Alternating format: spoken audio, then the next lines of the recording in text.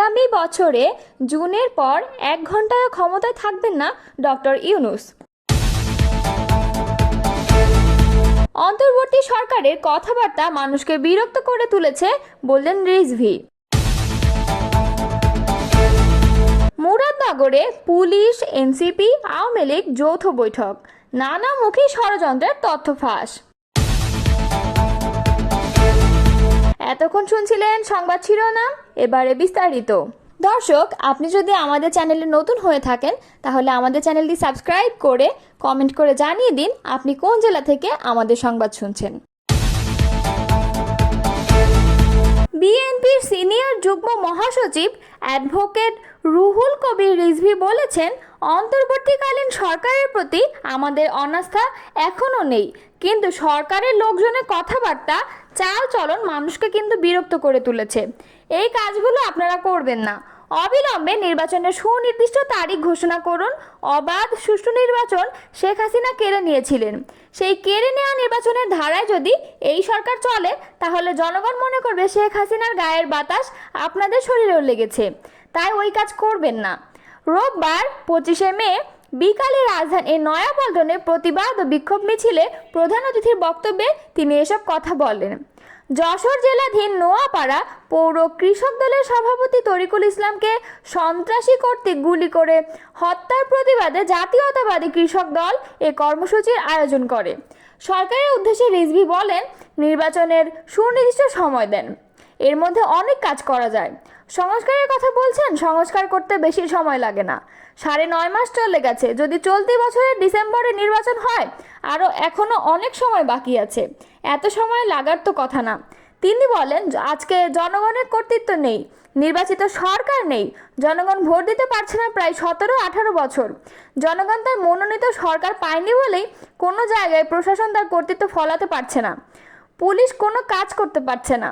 সে কারণেই একের পর এক সমাজবিরোধী কাজ, সন্ত্রাস, খুন রাষ্ট্রে লেগেই আছে।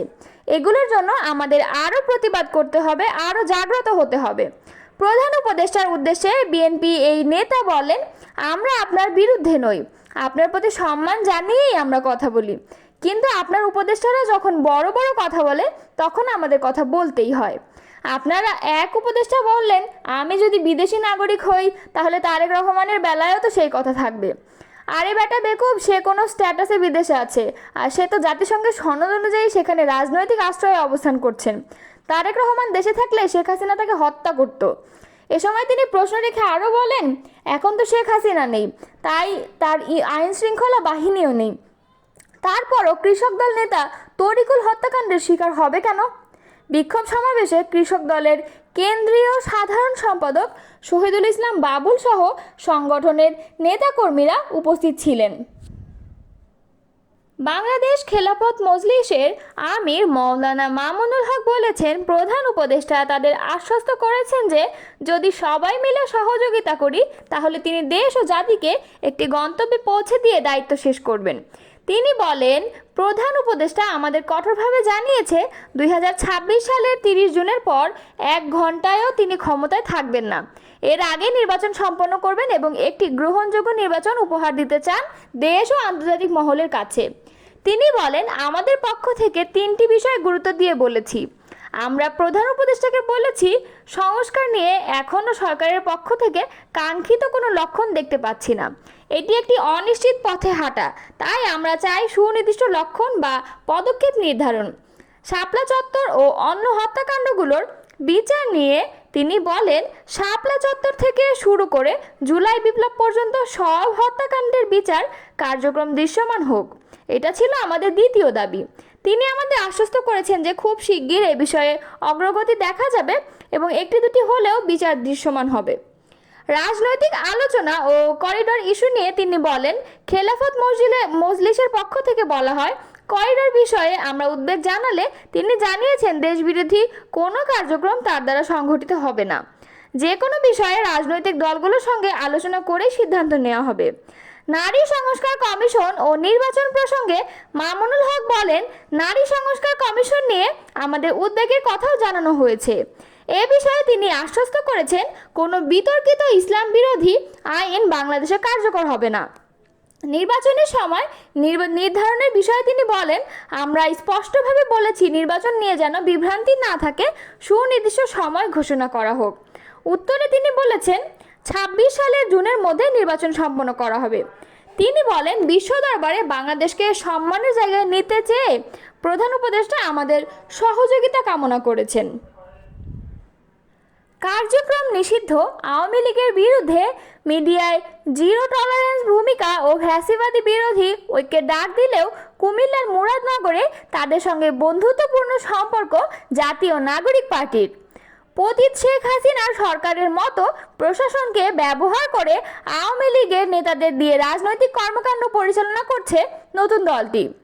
ছাত্র জনতার অভ্যুত্থানে ৫ আগস্ট ফ্যাসিস্ট আওয়ামী লীগ সরকারের পতন হলেও কুমিল্লার মুরাদনগরে এখনও সক্রিয় দলটির নেতাকর্মীরা। নৌকা প্রতীকে নির্বাচন করা চেয়ারম্যানরা উপদেষ্টা আসিফ মাহমুদ, সজীব ভুঁইয়ার বাবার আশ্রয়ে এখনও বহাল রয়েছেন বলে গুঞ্জন আছে। একই সঙ্গে স্থানীয় বিএনপির নেতাকর্মীদের কোণঠাসা করার চেষ্টার অভিযোগও উঠছে অন্তর্বর্তী সরকারের উপদেষ্টা আসিফ মাহমুদ, সজীব ভুঁইয়ার বিরুদ্ধে। বিএনপি ঘাঁটি হিসেবে পরিচিত মুরাদনগরে বিএনপিকে ঠেকাতে আওয়ামী লীগের সন্ত্রাসীদের দিয়ে বিভিন্ন ইউনিয়নে শোডাউন করছে আসিফ মাহমুদ, সজীব ভুঁইয়ার বাবা ও তার চাচাতো ভাই ওবায়দুল্লাহ। ৮ মে আওয়ামী লীগের সব কার্যক্রম নিষিদ্ধ হলেও রাতে দলটির সাবেক এমপি ইউসুফ আবদুল্লাহ হারুনের মিডিয়া উইং যুবলীগ নেতা আরিফের সাথে উপদেষ্টা আসিফ মাহমুদ, সজীব ভুঁইয়ার বাবার গোপন বৈঠকের ছবি সামাজিক যোগাযোগ মাধ্যমে ফেসবুকে ভাইরাল হয়। এরই মাঝে মুরাদনগর থানার ওসি জাহিদুর রহমানের আশ্রয় প্রশ্রয়ে মুরাদনগর সদরে অবৈধ ড্রেজার ও মাদক ব্যবসা সহ সব বেআইনি কার্যক্রম চালিয়ে যাচ্ছেন বৈষম্য বিরোধী আন্দোলনে শিক্ষার্থীদের উপর হামলাকারী আওয়ামী লীগ নেতা আশরাফ মেম্বার। শুধু তাই নয়, 23 মে শুক্রবার সন্ধ্যায় উপদেষ্টা আসিফ মাহমুদ, সজীব ভুঁইয়ার চাচাতো ভাই ওবায়দুল্লাহ ও আওয়ামী লীগ নেতাদের সাথে নিয়ে থানার ভেতরেই বৈঠক করে মুরাদনগর থানার ওসি জাহিদুর রহমান। বৈঠকে পরিকল্পনা হয় আওয়ামী লীগের পদবিধারী নেতারা পেছনে থাকবেন, সাধারণ আওয়ামী লীগ নেতারা এবং বিভিন্ন শিক্ষা প্রতিষ্ঠান থেকে ইউএনওকে দিয়ে শিক্ষার্থী এনে সোমবার মুরাদনগরে মিছিল করবে এনসিপি। বাজেট হয় 10 লক্ষ টাকা। তবে ওসি জাহিদুর রহমানের আপত্তি, এ বাজেটে হবে না, বাজেট বাড়াতে হবে। কুমিল্লা থেকে স্পেশাল ফোর্স আসবে। আওয়ামী লীগের নেতাদের নিয়ে এনসিপির মিছিলের আয়োজনকে কেন্দ্র করে মুরাদনগর জুড়ে ব্যাপক আলোচনা সমালোচনা চলছে। চায়ের টেবিল থেকে শুরু করে সর্বত্র সাধারণ জনগণের প্রশ্ন, ওসি জাহিদুর রহমান আর উপদেষ্টা আসিফ মাহমুদ, সজীব ভুঁইয়ার চাচাতো ভাই যদি আওয়ামী লীগের নেতাদের নিয়ে এভাবে মিছিল মিটিং করে তাহলে তো সাধারণ মানুষের আর রক্ষা নেই। গত কয়েকদিনে মুরাদনগরের ডায়না হোটেল, জেলা পরিষদ মার্কেট, মোহন মার্কেট আওয়ামী লীগের নেতাদের সাথে দফায় দফায় বৈঠক করেন উপদেষ্টা আসিফ মাহমুদ এবং সজীব ভুঁইয়ার চাচাতো ভাই ওবায়দুল্লাহ। তাদের মিটিং চলাকালে বাইরে পাহারা দেন মুরাদনগর থানার এসআই হাবিব সহ 3 জন পুলিশ সদস্য। উপদেষ্টা আসিফ মাহমুদ, সজীব ভুঁইয়ার চাচাতো ভাই ও ওসি জাহিদুর রহমানের সাথে বৈঠকে উপস্থিত ছিলেন মুরাদনগর সদরের সাবেক চেয়ারম্যান আওয়ামী লীগ নেতা মোস্তাক আহমেদ মাসুদ, জেলা কৃষক লীগ নেতা আশরাফ মেম্বার এবং তৌহিদ মেম্বার সহ আওয়ামী লীগের ডজন খানেক অস্ত্রধারী নেতা। আওয়ামী লীগের নেতাদের নিয়ে এনসিপির বৈঠকে সিদ্ধান্ত হয় বিএনপিকে উস্কে দিয়ে মুরাদনগরের হাঙ্গামা সৃষ্টি করবে।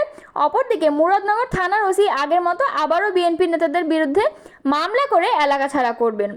এভাবে আওয়ামী লীগ নেতাদের এবং মুরাদনগর থানার ওসির সাথে একের পর এক বৈঠক করে নানামুখী ষড়যন্ত্রের পরিকল্পনা করছে এনসিপি।